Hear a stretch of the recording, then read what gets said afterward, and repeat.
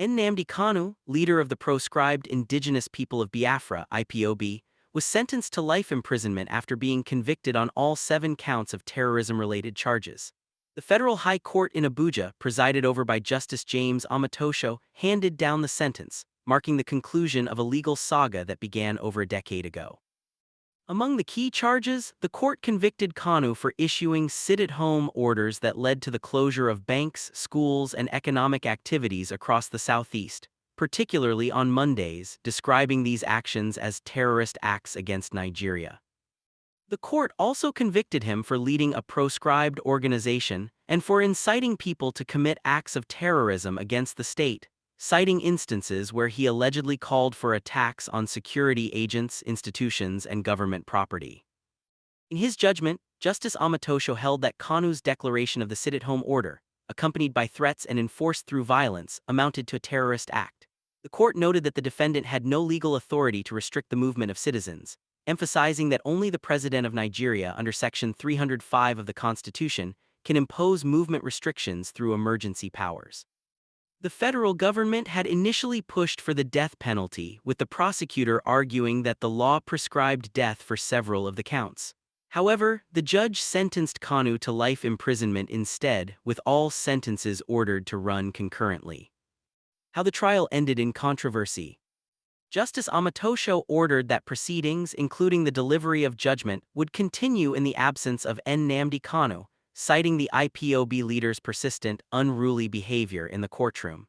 The prosecution's case stood unchallenged after Kanu refused to properly present a defense and was removed from the courtroom. Human rights activist El-Sowor described the ruling as a political decision. He stated that the outcome was predetermined by the Bola Tinubu administration, insisting that what transpired was the fulfillment of a political directive rather than a judicial process, and that the trial had ceased to be about justice but had become a test of conscience for the Nigerian state. IPOB's rejection of the verdict. IPOB outright rejected the court's ruling.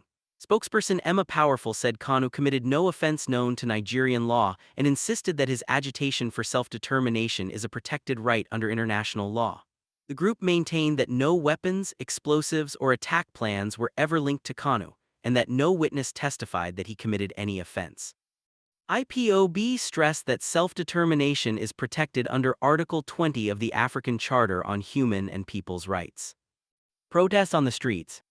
Thousands of residents from Nigeria's eastern region converged on the streets of Aba in a large-scale, peaceful demonstration calling for the immediate and unconditional release of Nnamdi Kanu.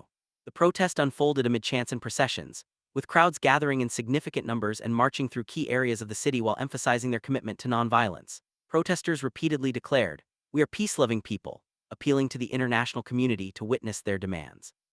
The demonstration was held on January 20, marking the 9th anniversary of the 2017 incident in which IPOB supporters allege scores of their members were killed by security forces during Trump's solidarity rallies. Protesters urged global attention, stating, "Free Mazi Nnamdi Kanu now." The sit-at-home era comes to an end. One of the most significant developments following the conviction was Kanu's own directive from inside prison. IPOB announced that its leader Nnamdi Kanu had ordered the Monday sit-at-home across the southeast to be officially and permanently cancelled with effect from February 9, 2026.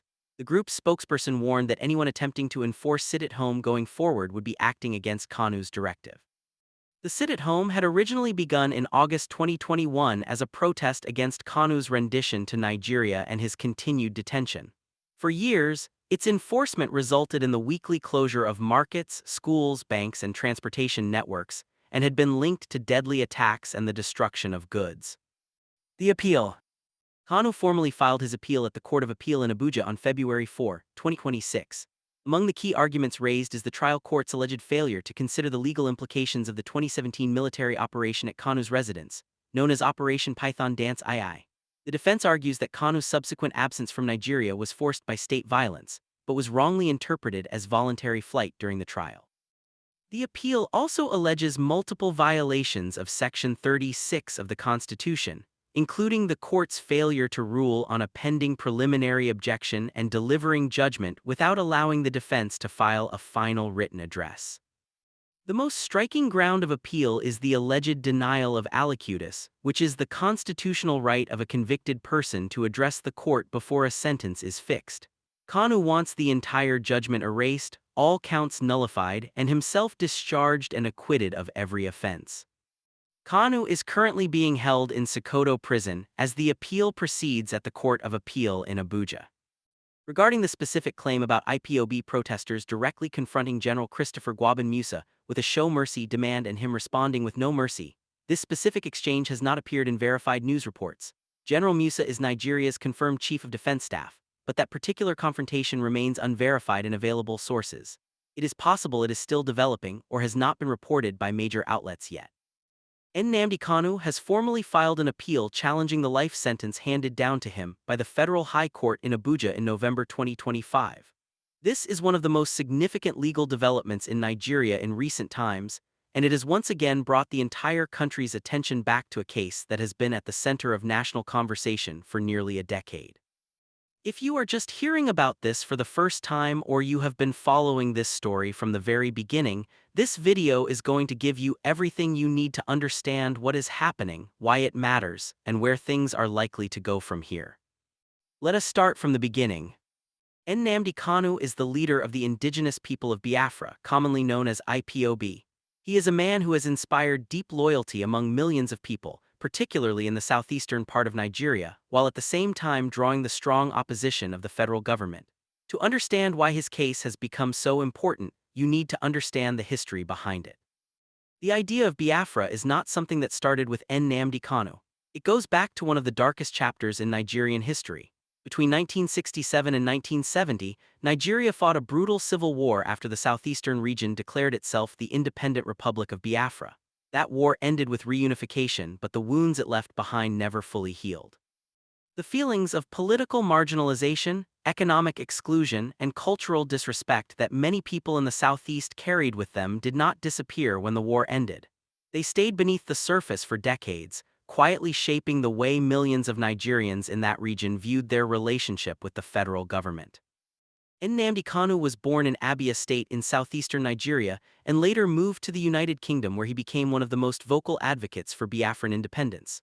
He founded and operated Radio Biafra, a broadcast platform that reached audiences across Nigeria and among the Nigerian diaspora around the world.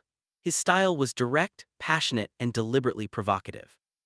His supporters saw him as a courageous voice speaking uncomfortable truths about the treatment of Igbo people within the Nigerian state. His critics, particularly in the federal government, saw his broadcasts as dangerous, inflammatory, and threatening to national unity. This disagreement about the nature of his activities would eventually become the foundation of the legal battle that has now consumed years of his life and captured the attention of millions of people. His legal troubles with the Nigerian government began in 2015, when he was arrested in Lagos on charges that included treasonable felony and unlawful assembly. He spent over a year in detention before a federal high court granted him bail in 2017 under conditions that many observers described as unusually strict. He was prohibited from attending public gatherings of more than 10 people and was restricted from granting media interviews. Despite these conditions, he continued engaging with supporters and the media, which the government later argued amounted to a breach of his bail terms. Then in September 2017, the Nigerian army launched a military operation in the southeast called Operation Python Dance. Following this operation, Nnamdi Kanu disappeared entirely from public view. For months, nobody could confirm where he was or whether he was safe. He eventually resurfaced outside Nigeria and spent several years abroad continuing his broadcasts and political activities, while the Nigerian government maintained its legal case against him.